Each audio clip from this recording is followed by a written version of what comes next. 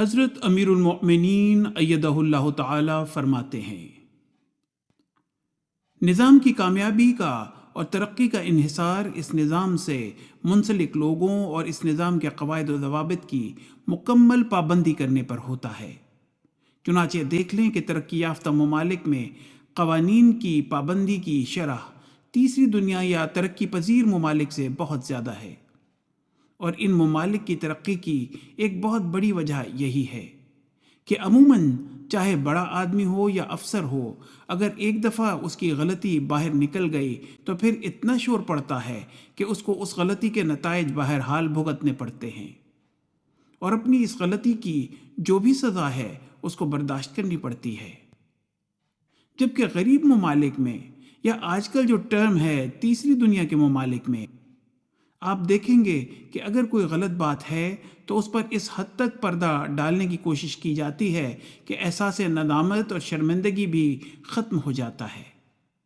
اور نتیجتاً ایسی باتیں ہی پھر ملک کی ترقی میں روک بنتی ہیں۔ تو اگر دنیاوی نظام میں قانون کی پابندی کی اس حد تک، اس شدت سے ضرورت ہے، تو روحانی نظام جو اللہ تعالیٰ کی طرف سے اترا ہوا نظام ہے، اس میں کس حد تک اس پابندی کی ضرورت ہوگی اور کس حد تک اس پر عمل کرنے کی ضرورت ہوگی۔ خطبہ جمعہ فرمودہ 22 اگست 2003۔ آپ سب ایک اچھا شہری بننے کی کوشش کرتے ہوئے معاشرے کا صحت مند وجود بنے۔